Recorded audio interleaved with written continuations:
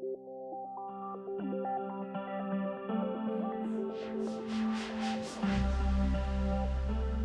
everyone. My name is Taylor St. Germain with ITR Economics, and welcome to this episode of Trends Talk. Today, I wanted to discuss inflation. I wanted to discuss where we've been, where we are today, and where we're going here in the future as it relates to inflation. Now, I wanted to discuss two indexes, two metrics as it relates to inflation, because there's a very big difference in terms of what each of these inflation metrics is looking at and what it means as we move forward. And so the two data series that I wanted to discuss here today is the US Consumer Price Index and then the US Producer Price Index. Now, there's, again, a difference from a definition standpoint, but also in terms of the reality of what our clients will be feeling as a result of some of the nuances between the Consumer Price Index and the Producer Price Index. So before I get into forecasts and some of these major differences, what I wanted to first do was define these series. Us economists, we love our definitions, and so I wanted to make sure it was clear exactly what we're talking about in terms of the differences in which these two metrics are looking at. So the US Consumer Price Index, that's also referred to as the CPI. And really what that's doing is it's measuring a weighted average of prices of a basket of consumer goods. That often includes services and transportation, food, and medical care. So it's really representative of the prices that us consumers are dealing with here today. The Producer Price Index, on the other hand, it's also referred to as the PPI, and it's a family of indexes that measures the average change in selling prices received by domestic producers of goods and services over time. So you can see based on these two definitions that there is a consumer-facing element to the Consumer Price Index, hence the name, but the Producer Price Index most often correlates with the data that we're working with our clients and often reflects pricing changes and dynamics that our clients are dealing with on a day-to-day basis. One of the big major differences between these two indices is the fact that we expect the Producer Price Index to go negative in 2024 on a quarter-over-quarter growth rate. And actually, as we look at the month-over-month growth rate, or the 112, it's already negative here today.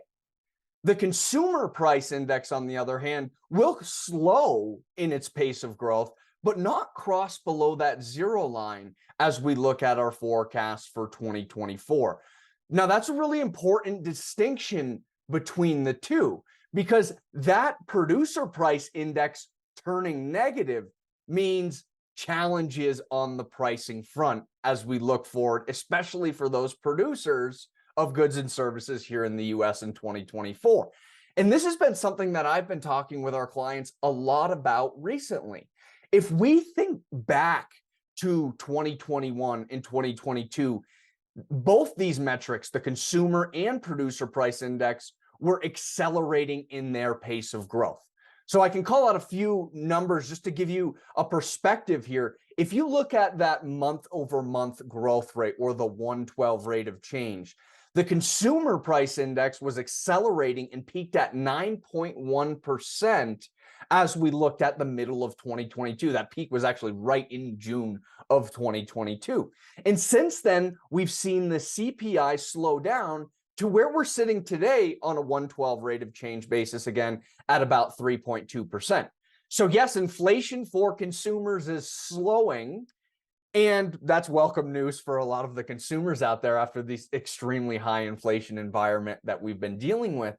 And even though we expect further slowing as we look out to 2024, especially based on our mild recession outlook, we don't expect the Consumer Price Index to turn negative. So we're slowing down, and we would expect inflation to continue to slow down as we move into 2024. And it's one of the reasons economists are talking a lot about when interest rates will come down in 2024. It's because we're continuing to see that pace of growth for consumer inflation slowing down.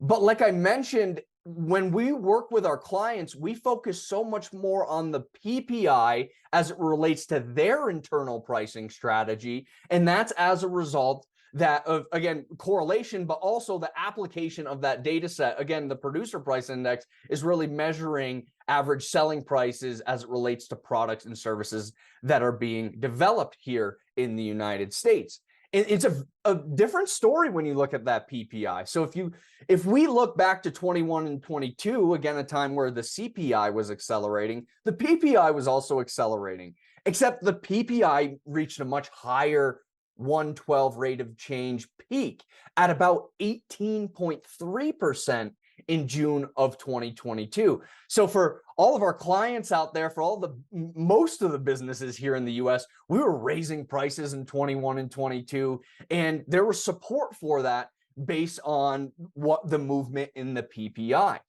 And then as we sit here today, we have seen that PPI 112 rate of change retreat to even below zero. So if you look at the October 2023 data, again, on a month over month or 112 rate of change, as we sit here today, we're at minus 0.4%.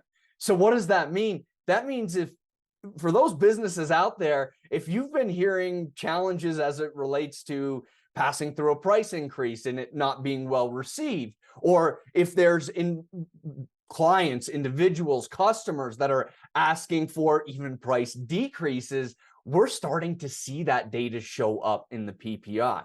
So for those sales and strategy teams moving forward, we expect on a quarter over quarter basis or 312 rate of change that this PPI will remain in the negative territory as we look at the next 4 to 5 quarters. So that means it's going to be very challenging to pass through price increases as we sit here today, and certainly as we progress in 2024. Now, that's temporary, and a lot of that decline that we're seeing is due to the inventory challenges, the excess inventory challenges, a lot of the input costs and commodities being below the year-ago level. And that's what's stimulating this challenging pricing conversation. And that will continue to be the case as we move through 2024. So it'll be important to focus on competitive advantages as it relates to talking about price. But I think it's really important that we acknowledge that as it relates to price increases in 2024, passing one through is going to be very challenging given these negative expectations for the PPI. In 2025, the PPI starts to accelerate once again, and it'll likely be a time where we're increasing prices once again. But in 2024, some of the margin benefit might have to shift to coming on the cost savings side rather than the price increase side as a result of this PPI going negative. So it's important to build into your strategy for 2024, challenging conversations as it relates to price.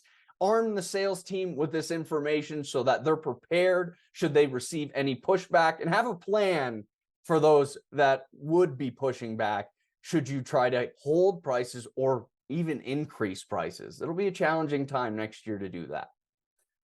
I hope you found this information helpful. My name's Taylor St. Germain with ITR Economics. Thank you for joining me on this edition of Trends Talk, and we'll see you on the next one.